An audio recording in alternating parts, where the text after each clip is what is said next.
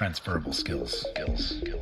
From Cackle Media, this is Transferable Skills. I'm Noah Mishkin. Today's guest is Stephen Hutchinson, or Hutch as he's called, who shares his skills journey from pro football player into information technology services and management. He's a giant amongst men, and while he claims to not be that tall, if his character, generosity, and sensitivity said anything, then it's that he's got a gigantic heart. So I hope you enjoy this wonderful conversation with Stephen. Stephen, it's great to have you here on the show. You started your career as a professional athlete. Was that obvious? I'm a Gen X kid, born and bred from London, England, Northwest, proud as hell. And I went to a school in Northwest London, having an interest in electronics, in game consoles, computers. And that time in schools, IT was new. Some people embraced it, some people didn't. So that's something that I had a keen interest in. But at the same time, I played for the soccer team. I played for the rugby team. I played the basketball team. I ran track. And a lot, I have to say, a lot of brothers that I rolled with, we all pretty much did the same things. I want to be clear. I wasn't the fastest. I wasn't the strongest. But I was consistent with what I was trying to achieve. And I did this across two schools. So to answer to your question, I didn't see the pathway that I was going down. School in the UK does not have that, how can I say, that sporting network and infrastructure like how the US does, like how Canada does, especially in Gen X back them times. No, it was purely academics, and sports was a second or third down the line. Me coming from a West Indian background as well, in a family where it's very disciplined. My father was a disciplinarian. I think I got some of one or two of my skills and traits from him. It's definitely discipline. My father always used to say, studies first, and that's it. And we don't want these schools exploiting you young kids. So my parents didn't have the vision, more my father and my mother didn't have the vision of that. So it was purely us taking that path down the academic route. And I did not see what was coming. And if I was 16 at the time, 15, 16 at the time, and I was getting to that point in my career, in my junior career, which I thought I was coming to be a man at age 18. But when I was 16, I was kind of lost in a way, because even though I had that flavor in my mouth for technology and IT and stuff, I did not know how I was going to get there. I didn't know how I was going to jump to the next step. So how did I get myself into this sport that is not a national sport, doesn't come close to soccer, rugby, or cricket in this country, athletics? It was my best friend, 5'4", 100 pounds, fully wet, in kit, right? A man named Simon Paris, a real close friend of mine. Up until today, we've had our relationship tight for 40 years. And he played flag American football. And he goes, Hutch, so Stephen Hutchinson, a.k.a. Hutch is my name in the football field. He goes, Hutch, then I want to be playing American football, man. I'm tearing it up. I'm like, Simon, man, you're like 5'4". How are you going to do this? So I went down to the field, and lo and behold, my man was absolutely tearing up. They couldn't catch him, couldn't tackle him.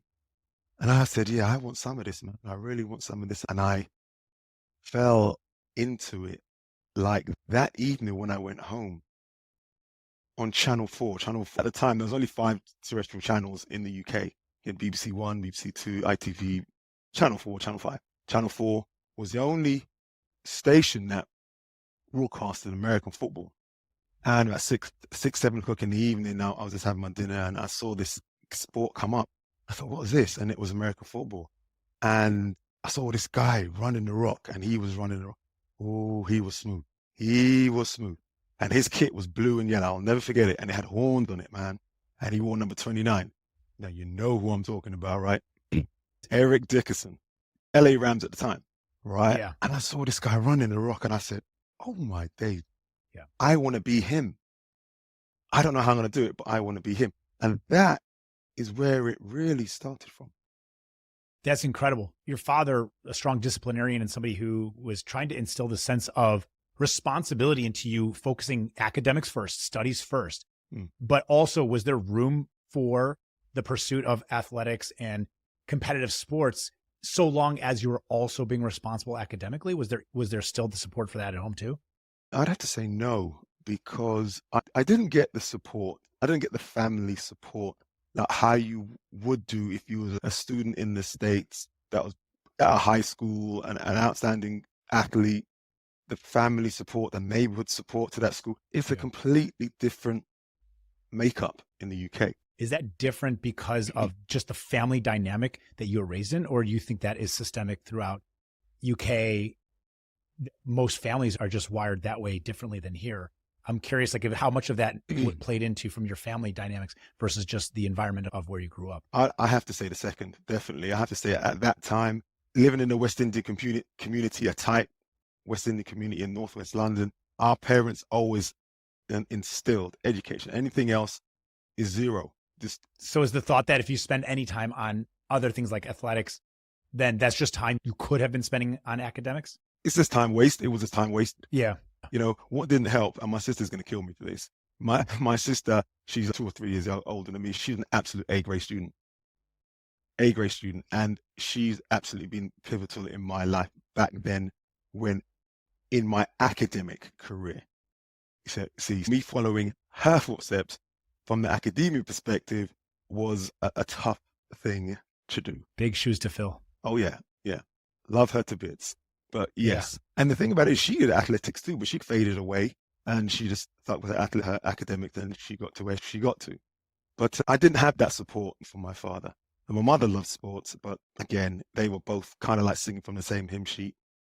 Yeah. Yeah. A lot of people, there's tradition, being conservative and thinking about what are realistic options that will support your family in the future. I think our job as adults, whether you're a parent or a mentor, a boss, is that we want to do our best to try to guide that next generation. You're being told, let's just think about what's going to provide the most security for you and opportunity for you in the future.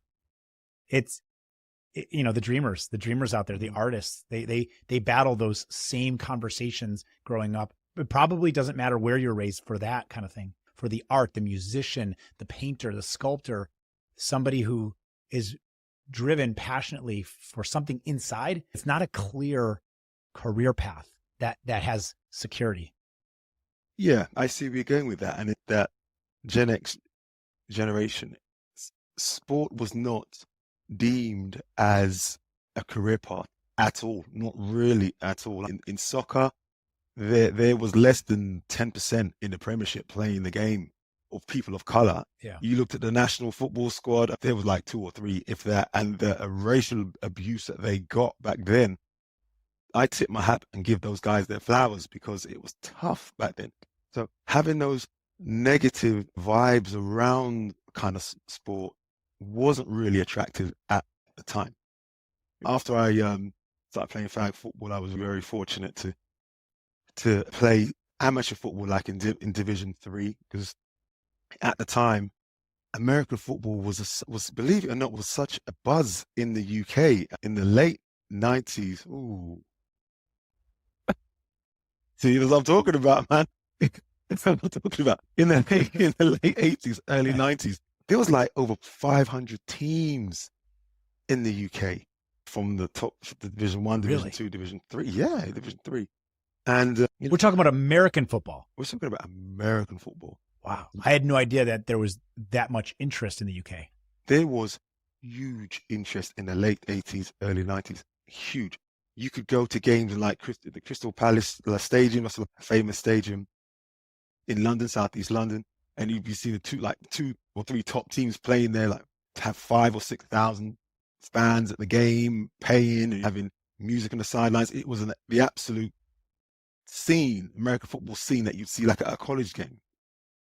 Wow. It was huge then. And so if it was huge back then, when you first saw your friend playing flag football and then were interested in it, did you already know all the rules? No. How did you What was that like learning the game, understanding it from, it's not like you were raised from a very young age and slowly learning certain plays and rules, but older now, your brain is mostly developed, I assume, by that age.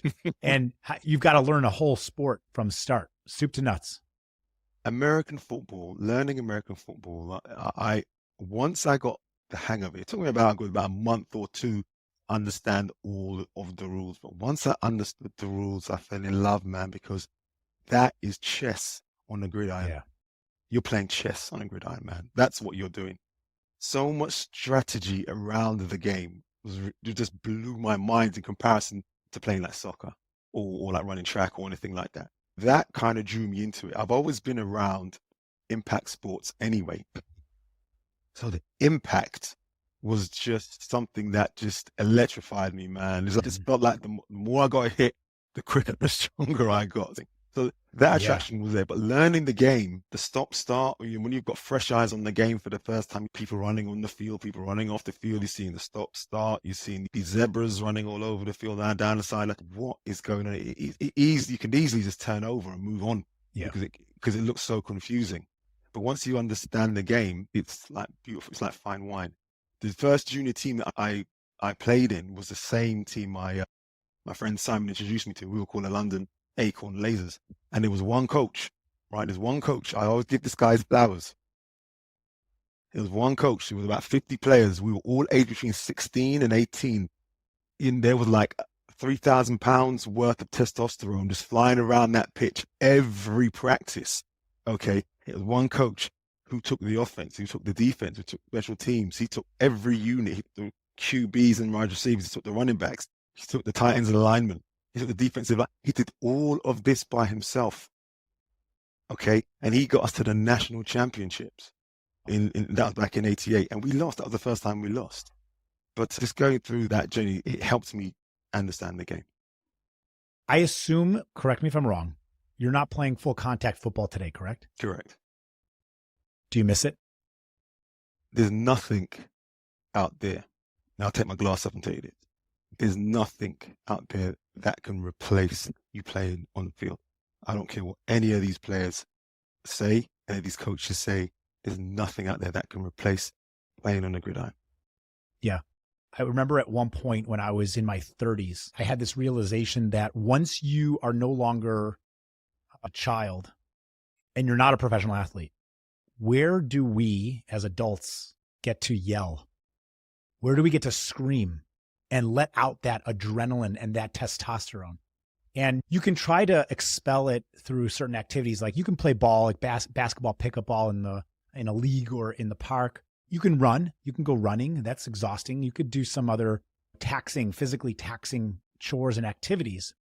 But when do you get to expel real or manufactured anger? That sense of adrenaline that is building up, and then just scream at the top of your lungs and get it out of your system.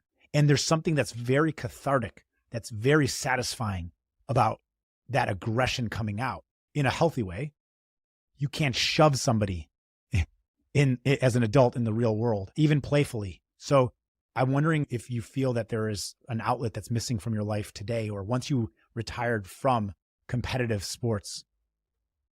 That's a really good question. And it's something that I know a lot of athletes struggle with, regardless of what sport it is. Okay. It's about when the lights are switched off, when the audience goes home, when those lights dim, when the curtains close, and you are no longer in the public's eye. That is like night and day. And I was very fortunate enough to play in NFL Europe for 5 years. I didn't play in the NFL in the US. I still went through some of that myself. And it's about, what am I going to find to fill that void of playing the sport? You are like on a conveyor belt of disciplined things that you do day in, day out for years. And you have, to an extent, you have people telling you where to go and what time to be there. And going from that to it not being there and having to fend for yourself in the big wide world, in industry, in environments, can be scary for people that aren't ready for that. yeah, that aren't ready for that at all. I was very fortunate because, yes, I did graduate. Yes, I did go through university. Yes, I did graduate with a degree. I was very fortunate. I didn't realize how it helped me 10 years, 15 years later, because I graduated whilst I was playing football. But that void that you're talking about trying to fill is such a huge gap if you don't have those advisors around you to show you how to take that next step.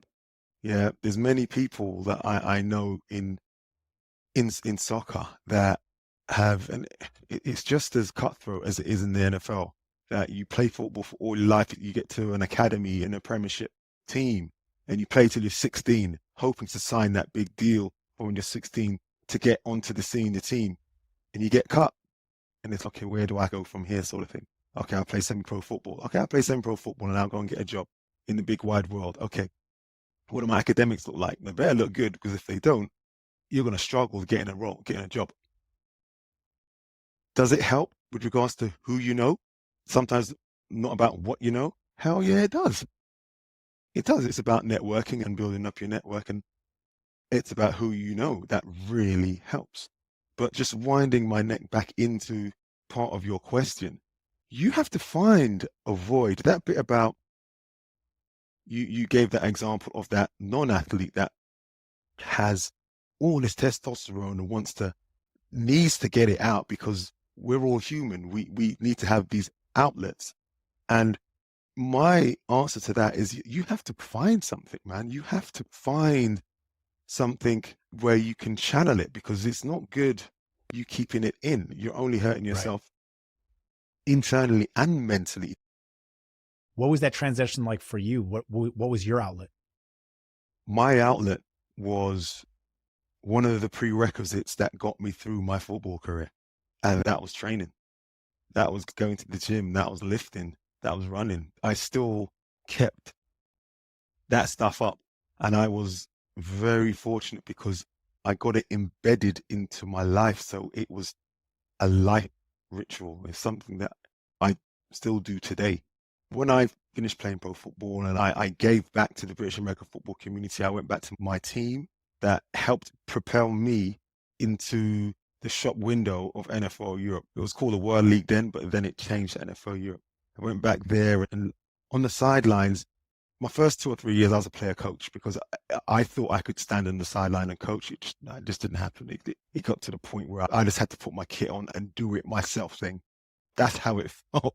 And that, you're also leading by example, and you're demonstrating it. Correct. And that's how I think I transitioned away from playing on the field. But it was a lot of frustration initially at first, because I just assumed, why can't these guys see what I'm seeing? Why can't they see that this practice isn't running on time? We're not running to the line. We're not running to our next drills. There's a work ethic there that they weren't meeting your standards of expectations. Do you think that's a maturity thing? Do you think it's generationally, or do you think that's just individually? They just weren't wired the same way. It was an environmental thing, 100%. It was just the mindset of how you practice and how you play from an amateur level was just different to the pros. It was just different. You want to give your all in everything you do. In sports, good enough just isn't. You have to strive for a work ethic and a performance that is beyond good enough, that is above average. You have to excel. You have to exceed expectations in order to survive, in order to win. And when you think about winners, you think about teams that are championship teams.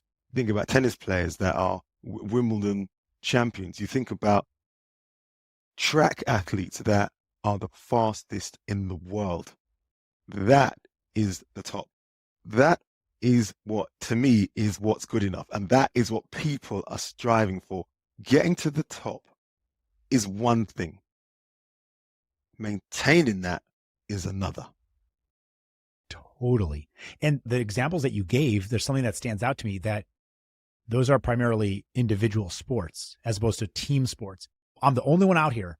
And so if I come in second place or further back, there's only one person that's responsible for that versus a team. But if you don't have a strong leader or The leader themselves is just not demanding it of the rest of the team. Mm. The whole team will suffer. But in an individualized sport, you didn't place first. There's nobody else to blame or nobody else's responsibility other than me improving my own performance. We're part of the mechanics need improving on. Correct.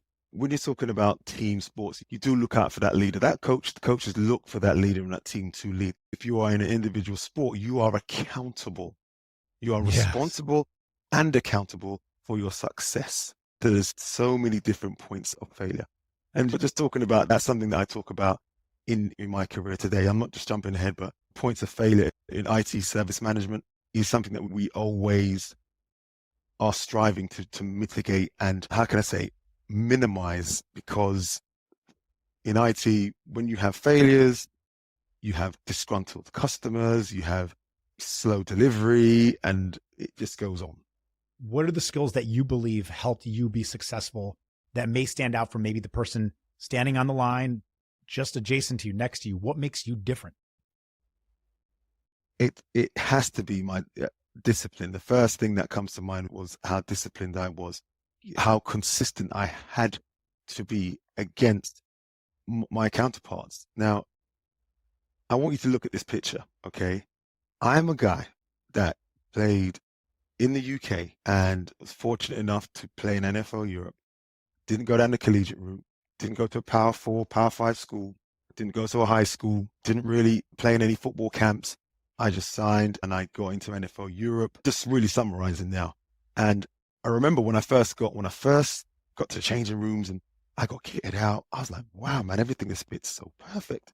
There's guys there that are fitting out my shoulder pads and they're putting my helmet on and they're pumping it up for me. This was like heaven, man. It was absolutely beautiful. And I remember I was on the bench and one of the physios came to take my ankles and he goes, what do you want? I had no clue what he was talking about. He goes, do you want socks? Do you want half? Do you want full? What do you want? And I said to him, I had to be candid. I said, look, I have no idea what you're talking about. Players started laughing at me. And so he goes, all right, Hutch, I'm going to hook you up. So he hooked me up. Got onto the sidelines now. And what I saw on the sidelines, at first, it shook me, man. I was shook because I've never been around so many athletes, so big, quick. The QB was 6'5". There's 3 QBs. The shortest one was 6'2". The tallest one was 6'5". Brad Johnson, who later went on to win the Super Bowl for the Tampa Bay Buccaneers. And you had the offensive linemen. Those guys were like 280, 300 plus, 6'3" to 6'6".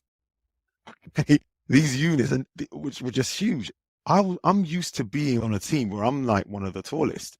I was one of the shortest on the field. Yeah. So what differentiated me from that? It was confidence. That was the first thing. It was confidence. Okay. Were you intimidated when you were on the sidelines there? Those first few times? When I first walked out onto that pitch, yeah. Because there were guys that I saw on this team that I was watching 6 months ago. Or there's a couple of other players on this field which had just come out of college and got drafted by an NFL team, and then they were sent to NFL Europe.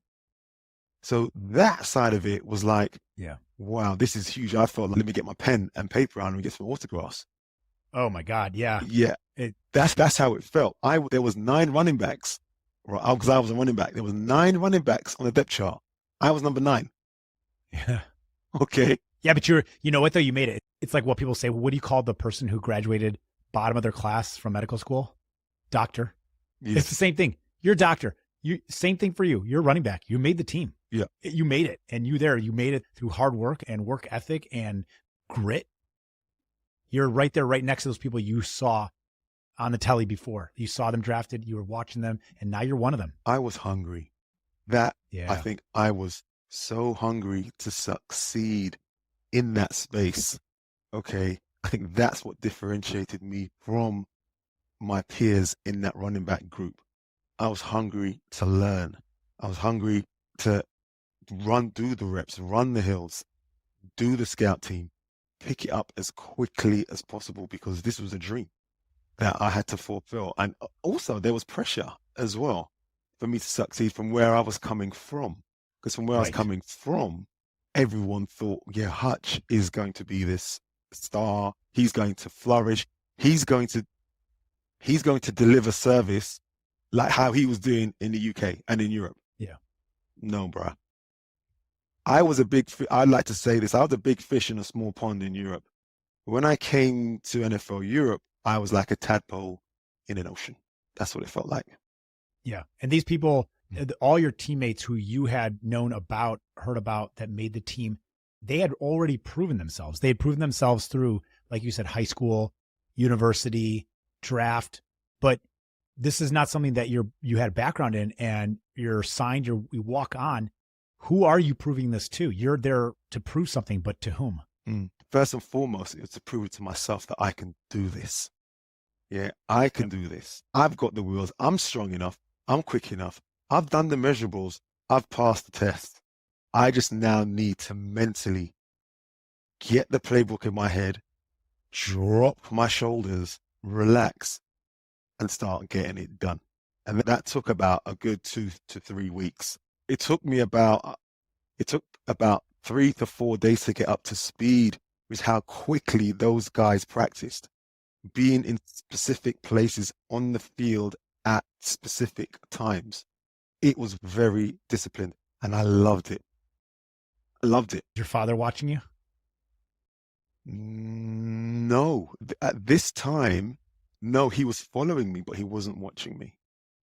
He was very proud. At this point in my life, though, I have to say, he was very proud of my achievements, because at that time, I'd graduated and I was playing professional American football. So he was proud of me, and he told me that. You satisfied his expectations and your own. Yes, I did. When I left school, I didn't do very well academically at all. And he ripped to me a new one.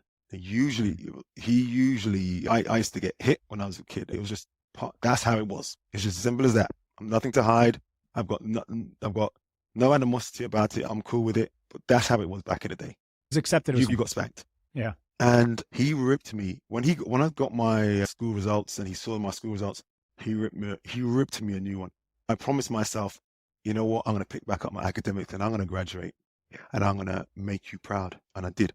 He was proud of me. He was proud of me there. The fact that I was playing this sport, this different sport, like being an ambassador of England in the US, playing the game. He was, yeah. It's like we're all trying to live our dreams while also satisfying the expectations of our parents, our teachers, anybody else. I don't know. Everybody's got their own demons, maybe. Sorry, I'm laughing to myself because my dad was like Thanos, man. That's how he was. Yeah. That's how my dad was to me. He was huge. Yeah. Just this athlete that never lifted a weight in his life, never ran track. He was just this athlete, and he was just like a marvel. Did you tell him? Missed opportunity. Natural athlete. He didn't pursue his destiny. No, I never told him that. No, I know. Not worth the challenge. I think we're all trying to satisfy living up to someone's expectations, and oftentimes it's our own. Yeah.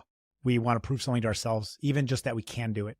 A lot of people take up new sports or physical activities or academic achievements or accolades just because they were either doubted or told they can't, or because they like setting tall goals, hard to achieve goals for themselves. And it doesn't matter why you're doing it, as long as you're doing it for the right reasons and you feel satisfied, fulfilled, and proud when you're done and you've accomplished it. Self-achievement. That's what you're talking about. Self-achievement, goal setting and hitting those goals. I'm talking about myself. That's how I used to be. I used to be really goal-driven about trying to get into that goal, hitting that goal, and then looking for the next thing. I think as I've gotten older in my life, I've slowed down on that because the goals that I wanted to hit, I hit them. Now, for me, the goals that I personally wanted to hit might not have the same value to someone else, but they are my goals. You see what I'm saying? They are my goals, and they mean a lot to me. One of them was graduating. One of them was playing pro football. One of them was in my professional academic career is managing and leading. I'm hitting these goals. Do I have any more goals? I think I do, because I'm a father, and it's about trying to give back to the younger generation, my children, the same sort of things that I did. What are the things that you're taking from your childhood and then adding your own skills or discipline or philosophy around it? the discipline, I'll call it a strength, the discipline strength, consistency, the teamwork, the patience, those sort of things I have carried on through to parenting my children to the point where they get to that age where you stop parenting and you start advising. It's a great way to put it. Yeah. I'm very fortunate to have 4 children that do not bring trouble to our door. They are very humble with what they're doing, and they do lead by example. So Beautiful. I'm very privileged in that space. You can't ask for anything more as a parent. Amazing. Yeah. Tell me about the transition out of professional sports into the more traditional, typical workplace. After I'd graduated, I was in a position where I could literally put the degree on the shelf and concentrate on football. I was very fortunate at that time in my career that I was working for an American company that sold tech solutions based in the UK. And they gave me the sabbatical time to go and play football. So I was very lucky to have that transitional piece of finishing my professional football career and working in IT. So I was lucky. I was very lucky. Yeah. Don't get me wrong. I had to put myself in those positions to get that done. But that's what happened for me. So that bit of that scenario of you're standing in the middle of the football field, the lights go off, people walk away, the curtains close. I mentally only had that bit of trying to transition away from the game into something else. I had something else to jump onto because I'd already started building that career whilst I was playing football. That's amazing. Yeah, I think there's probably a lot of people who have a existential crisis. What is my purpose here if it no longer is sports? This is all I've been thinking about virtually my entire life, and I've been praised and celebrated. You describe your friends, your family. They saw you as an obvious athlete, that this is who you are. But then you graduate and you're on the sidelines with the pros, and you're just like everyone else, and you're just getting started too. The same thing happens in academics too, where students going through primary school, through high school, who are gifted, highly intelligent. Maybe it comes naturally. Maybe there's a combination of intelligence and work ethic too. And they're praised for their intellect and their grades. And they're always confirmed and reassured that they will go to the best schools. And they are so smart. They're constantly told that. And then they get to that premier school and everyone is at least as smart as them. And they're no longer special in that way. They're no longer unique. Yep. And it's got to be humbling. It is humbling. Yeah, I've been through that side of things. Yeah, especially like I said, when I first stepped out onto the field. And there was a humbling part of that too when I first got my first IT role, as I was a bench engineer working for an Apple Solutions service provider. And it was like, okay, I've got this degree here and it does not correlate at all to this role because the thing that I studied for isn't in this job that I'm doing. Do I have the common sense, the aptitude? Can I pick this up? Yes, I can. But I think one of the main big differences is when I was an athlete, the things that I practiced over and over again, repetitively, I did those things on the field. Academically in school, in university, the things that I was taught over and over again to pass these exams, to do the electronics, to do the math, to do the business study, to go and do this job, half of it didn't, 20% correlated. That was it. Yeah. A lot of people talk about this all the time going through school, and there's the practical application of what you learned. And oftentimes they're setting you up for, here's a general understanding of the skills you will need, disciplines, the subject matter, but you get into the real world and there's a big difference. A lot of times you get into those jobs and this isn't at all what I thought it was. And you are someone that knows how to pivot. He knows how to train for the job you have, not the one you thought you were going to be getting. There's a difference, right? In sports, you're training for the actual literal practical application of this. Yep. We're running this route, and you literally do that. You have to be able to, if an audible is called, you have to know the playbook, but you also have to know how to read an option. And in the real world, that's somewhat similar. You have to be able to react to the changes in the organization that come fairly frequently. And looking at it from the other way as well, in my role, I put on the hiring manager hat. and I sift through CVs and I interview people and I look at what's on their CV and I have to work out, can this person pick up this role within 3 to 6 months from what they've put down on paper? And then they come in an interview and they do their sales pitch and I ask them their question. And I have to make a decision from maybe a 2-pronged approach, maybe 3-step interview process. Is this person going to fit the role for one of my jobs in my team?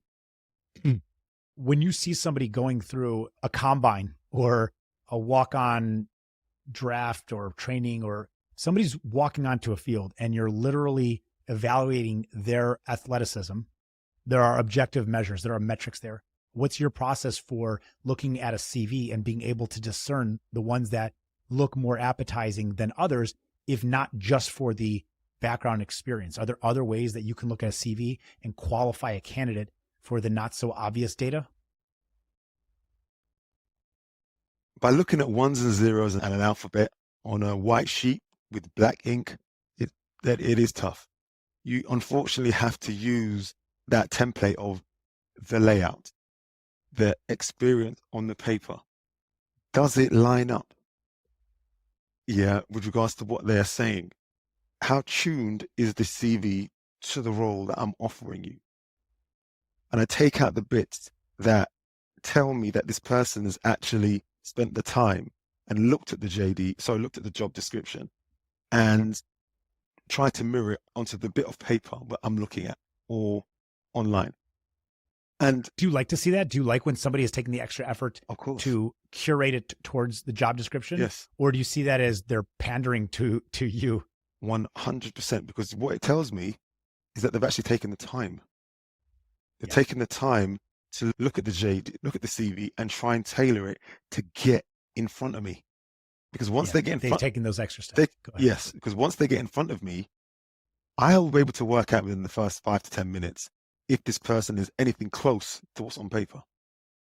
And there is another point on the prerequisite part of this process is a football analogy. How hungry are you? If that applicant is reaching out to me on email, that applicant is trying to call me on my office phone, in parallel, asking the questions, have you received my CV? All those pieces do make a difference into me wanting to have that person in front of me to evaluate them to see if they are strong enough to do the role. Yeah, I like that a lot when somebody has demonstrated that they want it, that they're for it.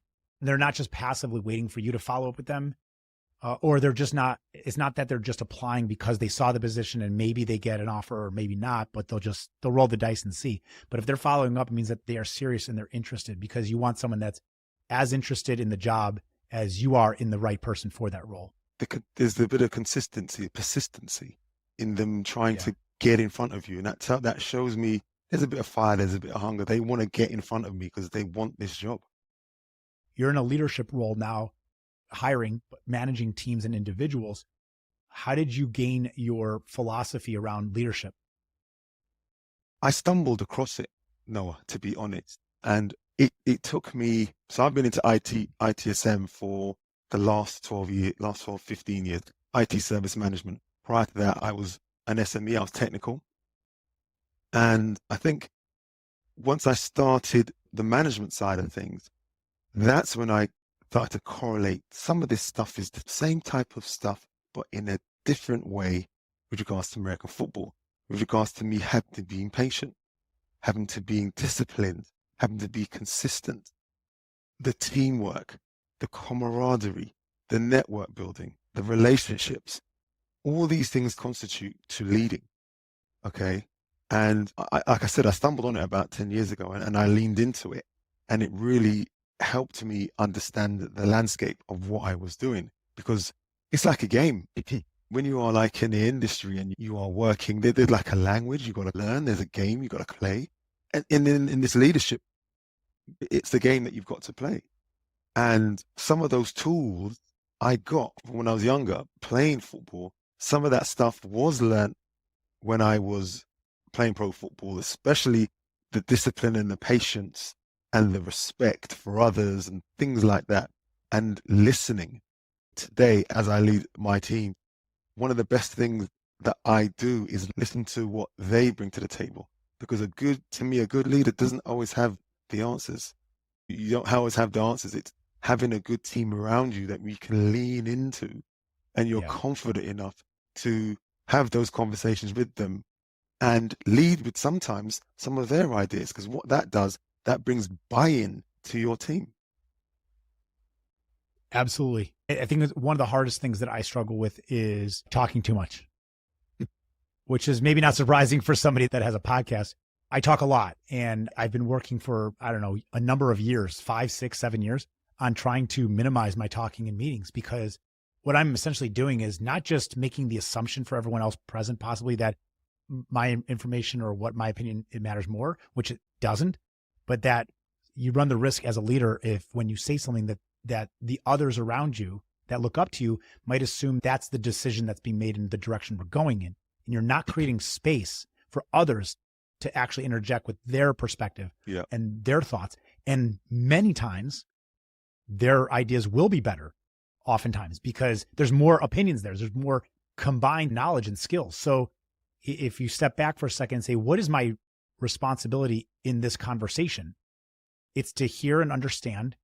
It's to ask the right questions, to support and give guidance when it's needed or asked for. 100%. To me, it's managing the conversation. It's putting the topics out there, putting the problem that we've got that's out there, and sitting back and listening to what the solutions that they bring to the table. Now, I've got my solution, and if no one hasn't got something better than what I've got, we're going to go with what I've got. But there's 6 or 7 heads, SMEs in front of me here that are technical, that are technically rich, okay? And if we've got a problem or a project that we've got to run, I need to know, how are we going to do it? Okay, I know how we're going to do it, but I want to know from your perspective, how are we going to run it? Those guys are going to be doing the operational piece. I want to make sure they are as comfortable as possible as they can be doing the work. Yeah. Because that way I will get the best result on that job. And you're supporting individuals growing into their positions and becoming leaders themselves. It's about showing these guys, this is the playbook. Okay, this is how we're going to march down the field in this time using these plays. Right. Now, I need you guys to tell me what's the best formations you think that we need to use here to drive the ball down the field. Let's have those discussions. Yeah. You feel me? That's what it is. And I love that you use a lot of sports analogies, and a lot of the philosophy is rooted in your professional sports background. It's the reason it's probably used most often as analogies in life is because it is so applicable.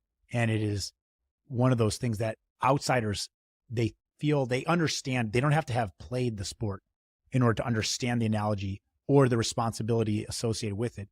It's because even as a fan, you get it, you understand it. And somebody who's coming from that background firsthand has just all that more authority behind it. 100%. And I think also a good leader is a very good communicator.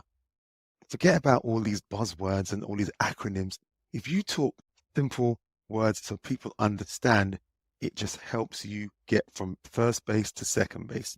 I saw this on LinkedIn about leaders, they're presenting and they're using these acronyms and they're using these busy words, and the expectation is you're supposed to be trying to capture your audience, right?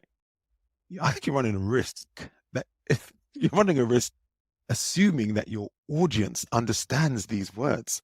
Okay. Yeah. And so my approach is really just simplicity, low level words from a technical perspective, knowing your audience, reading your room, and having those conversations.